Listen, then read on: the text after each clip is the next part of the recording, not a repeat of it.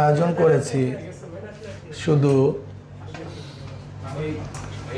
সরকার যে ইস্তেহার দিয়েছেন সেটাকে স্মরণ করিয়ে দেওয়ার জন্য, বরং আমরা যে বক্তব্য দিয়েছি মনে হয় সরকার তার চেয়ে অনেক কঠিন বক্তব্য তার ইস্তেহারে দিয়েছেন।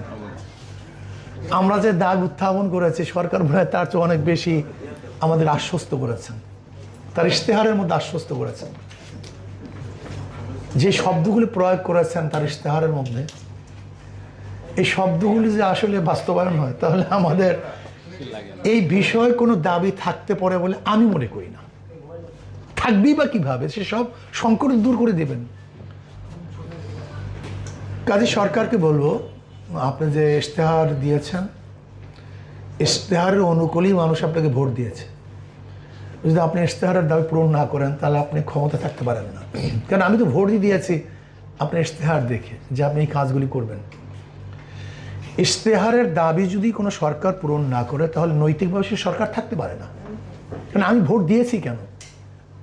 আমি তো প্রতিশ্রুতি দিয়েছি আমি কাজগুলি করব।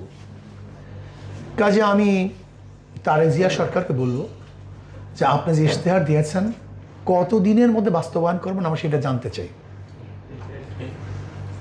কত দিনের মধ্যে আপনারা প্রয়োগ করবেন, আইন পাশ করবেন, এটা আমরা জানতে চাই। যদি মনে করেন না যে আমি ধোঁকাবাজি করব, এটা বাস্তবায়ন করব না, তাহলে ইনশাআল্লাহ বাংলাদেশের তৌহিদ জনগণ বাস্তবায়ন করার জন্য যে পদক্ষেপের প্রয়োজন তারা গ্রহণ করতে বাধ্য হবে।